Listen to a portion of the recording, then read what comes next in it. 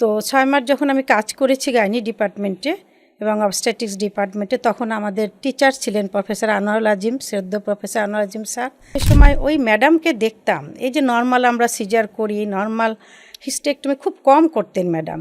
প্রায় ফাইলটা হয়ে যায় অনেক উঁচু, সব কিছু দেখে শুনে অনেক কমপ্লিকেশনস মাথায় নিয়ে রিস্ক বর নিয়েও অনেক অপারেশন আমরা করি।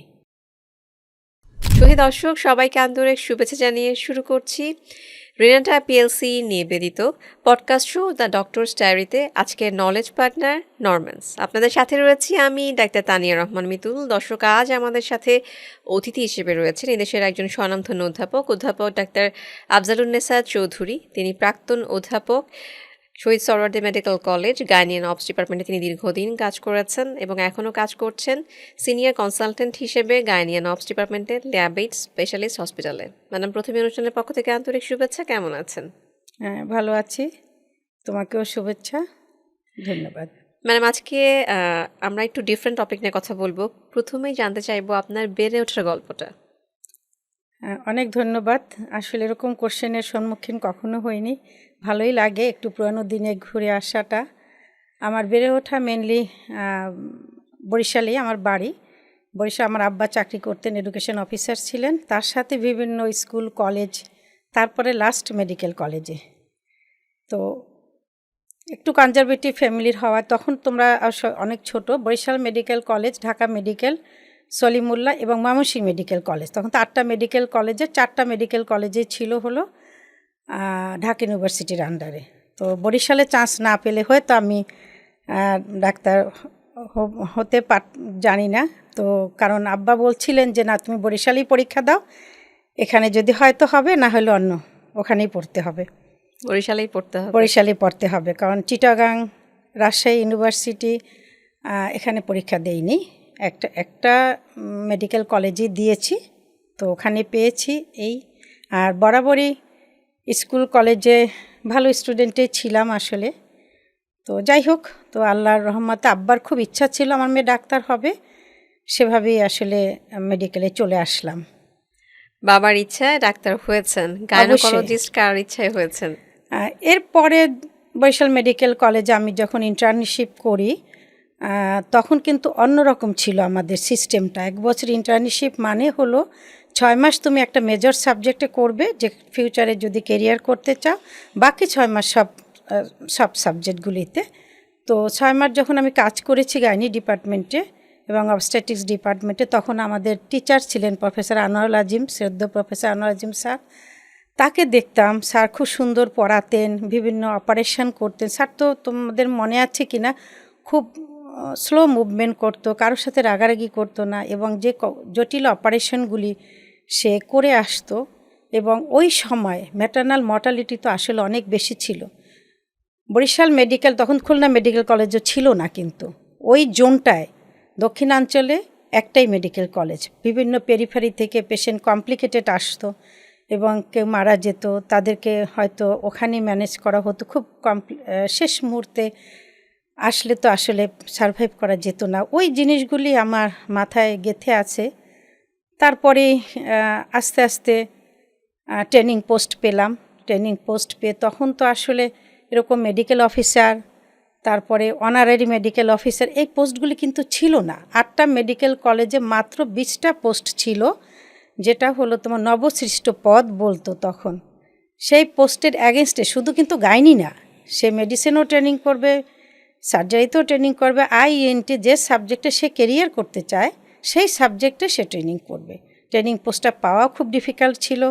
বাই দিস টাইম বিয়ে হলো, বাচ্চারা, সব কিছু মিলিয়ে আসলে আমার হাজব্যান্ড আগে পড়তে গেল, ও একজন পালমোলজিস্ট, তারপরে আমি পড়তে গেলাম, কারণ একসঙ্গে দুজনের পড়াশোনা খুব ডিফিকাল্ট। তারপরে আল্লাহর রহমত ওই পদে একটা পোস্ট পেলাম আমি, সেটা হলো সলিমুল্লাহ মেডিকেল কলেজে। তখন আমার এই নবসৃষ্ট পদে একটা পোস্টিং হলো। তো ওখানে একজন আইয়ের ট্রেনিং করে, উনি ছিলেন ওই পোস্টে। অনেক কষ্ট করে তাকে অনেক তদবির করে আমি ঢুকে গেলাম হলো সলিমুল্লাহ মেডিকেল কলেজে। তখন আমার মেন্টর ছিলেন প্রফেসর আনোয়ারা বেগম, সে ম্যাডাম এখনও আছেন। ম্যাডামের হাতে ধরেই আবার পথ চলা। 4 বছর ট্রেনিং করেছি, কারণ ফিউচারে কোনটা করব সেজন্য একবারে ট্রেনিং করে ফেলেছি। তো যার জন্য হয়তো একটু দেরি করে করেছি, যেমন 90-তে আমি সলিমুল্লাহ মেডিকেল কলেজে ছিলাম। তারপরে আর পিছনে তাকাতে হয় নাই। ট্রেনিংয়ের পরে পরীক্ষা দিয়ে গাইনোকোলজিস্ট। তো সে সময় তোমাদের তো মনে থাকার কথা না, তারপরেও বলি, সে সময় ওই ম্যাডামকে দেখতাম। এই যে নর্মাল আমরা সিজার করি, নর্মাল হিস্টেকটমি খুব কম করতেন ম্যাডাম। তখনই ম্যাডাম মায়োমেক্টমি, তারপরে তোমার ভ্যাজানাল অ্যাট্রিসিয়া, টিউবাল অ্যানাস্টোমোসিস, তখন তো খুব লাইগেশন করতো। তারপরে হয়তো বেবি নিউনাটাল ডেথ হয়ে যেত, পেশেন্টটা আবার চলে আসতো, আমার বাচ্চা নেই, আমাকে আবারই করেন। সে এই কমপ্লিকেটেড সার্জারিগুলি তখন ম্যাডাম করতেন। আর এই যে হ্যান্ড প্রোলাপস বলো, রাপচার ইউট্রাস, অবস্ট্রাক্টেড লেবার, এই পেশেন্টগুলি কিন্তু প্রচুর আসতো তখন। তো সেগুলি দেখেই আমার কাছে মনে হলো যে না, এই সময়টা আর একটু তো ভাবলে হয় যে ওই সময়টা মেয়েরা মেডিকেলে পড়ছে, ডাক্তার হচ্ছে, তার তো গাইনোকোলজিস্টেই ফার্স্ট প্রেফারেন্স থাকে। বাকিটা হলো পারিপার্শ্বিক সব কিছুতে মিলিয়ে আমার কাছে মনে হলো আমি মায়ের ম্যাটার্নাল মর্টালিটি কমাবো, নিউনাটালে যে বাচ্চাগুলি মারা যাচ্ছে এদেরকে আমি কমাবো, সেই ফিলিংসটা কাজ করি আমার এই গাইনোকোলজিস্ট হওয়ার পিছনে কাজ করছে। কি অসাধারণ ফিলিংস যে ম্যাটার্নাল মর্টালিটি কমাবো, এই যে বাচ্চা মরে যাচ্ছে তাদেরকে বাঁচাবো, এই যে অসাধারণ ফিলিংস নিয়ে কাজ শুরু করেছিলেন।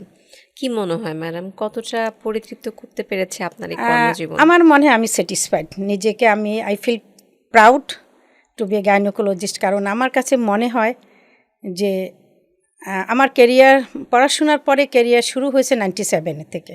তখন আমি কনসালটেন্ট ছিলাম, একটানা কুমিল্লা মেডিকেল কলেজে কাজ করেছি।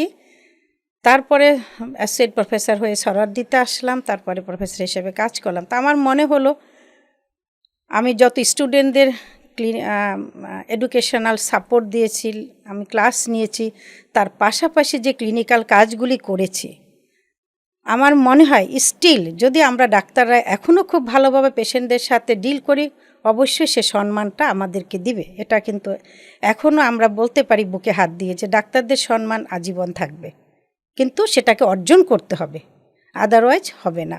তো যে কুমিল্লায় যেমন 16 বছর কাজ করেছি, একদিকে আমার বাচ্চাদের মানুষ করে, একদিকে প্র্যাকটিস প্লাস গভর্নমেন্ট হসপিটালে সাপোর্ট দেওয়া। তো খুব একটা বের হতে পারতাম না, মাঝে মাঝে বের হতাম একটু ঈদের আগে শপিং সেন্টারে। তখন হঠাৎ করে অনেক মারাই আসতো দৌড় দিয়ে, ম্যাডাম এটা আপনার, একটা বাবুকে দেখাতো, ম্যাডাম এটা আপনার। তো এরকম এই যে একটা ফিলিংস, এটা তো তুমি টাকা দিয়ে কিনতে পারবে না। দৌড় দেশে সালাম কর। তো এই যে একটা জিনিসটা তো তুমি কোনোভাবেই অসাধারণ ফিলিংস, অন্য কোনো প্রফেশনে এই ফিলিংসটা আসবে না। তারপরে যত কমপ্লিকেটেড সার্জারি আমরা করি, সেই সময়ের চেয়ে এখন তো আরও বেশি কমপ্লিকেটেড সার্জারি করি। তো এই সার্জারিগুলি করার পরে পেশেন্টদের যে একটা স্যাটিসফ্যাকশন, এখন আমি হয়তো কর্পোরেট হসপিটালে কাজ করি, সরকারি হসপিটালে কাজ করলে যেভাবে আমি গরিব পেশেন্টদেরকে কিছুটা হেল্প করতে পারি, এখনও পারি যতটা সম্ভব, কিন্তু সবসময় হয়তো সুযোগ হয় না। তারপরেও আমার মনে হয় যে একটা কমপ্লিকেটেড সার্জারি করার পরে পেশেন্টদের আত্মীয়স্বজনের যে একটা ফিলিংস, এটা আসলেই খুবই, আমার কাছে মনে হয় যে আমি অনেক কিছু পেয়ে গেছি, টাকা দিয়ে সেটা মাপ করি না। যেমন এখন ঢাকায় যেমন ল্যাবেডে বসি, সমস্ত বাংলাদেশ থেকে পেশেন্ট আসে, প্রায় ফাইলটা হয়ে যায় অনেক উঁচু, সব কিছু দেখে শুনে অনেক কমপ্লিকেশনস মাথায় নিয়ে রিস্ক বর নিয়েও অনেক অপারেশন আমরা করি। হয়তো ছেলে পেলে ফোন করতেছে বাইরে থেকে, ম্যাডাম আমার মা কিন্তু আপনার উপরই, আল্লাহর পরে আপনি। এই যে কথাটা আল্লাহর পরে আপনি, এটা কিন্তু আর কোনো প্রফেশনে তুমি খুঁজে পাবে না। So I feel proud to be gynaecologist. কুমিল্লায় 16 বছর ছিলাম। 16 বছর থাকার পরে আমি যে বাচ্চাদেরকে আমার হাতে ডেলিভারি হলো বা সিজার করেছি, ওরা এখন কেউ মেডিকেলে পড়ছে, কেউ হয়তো ইউনিভার্সিটিতে, কারো বিয়ে হয়ে গেছে, ওখান থেকে ফোন দেয়, ম্যাডাম আমার মেয়ে তখন ঢাকায় থাকে, ওই ইউনিভার্সিটিতে পড়ছে, আপনার কাছে একটু যাবে। ম্যাডাম আমার মেয়ের বিয়ে হয়ে গেছে, ওর হাজবেন্ড নিয়ে আপনার কাছে যাবে। তো মানে যে আপনার কাছে হয়েছে সে হাজবেন্ড নিয়ে আপনার কাছে যাচ্ছে, আপনি একটু ম্যাডাম দেখবেন, আমি তো আসতে পারলাম না, আপনি দেখবেন। তো এই জিনিসটা আমার কাছে, আমি এটা অসাধারণ গর্বিত ফিল করি নিজেকে। এখনও চেষ্টা করে যাচ্ছি পেশেন্টের যেন সার্ভিস দিতে পারি। এখনও অনেক কমপ্লিকেশনস নিয়ে পেশেন্ট আসে। তুমি অবস্টেটিক্স বলো, গাইনি বলো, আসে। তো সেজন্যেই আমাদের একটু অ্যাওয়ারনেসটা আরও বাড়াতে হবে, যেন পেশেন্টটা আর্লি আমাদের কাছে আসে, কোনো কমপ্লিকেশনস হওয়ার আগেই। তো ধন্যবাদ মিতুল।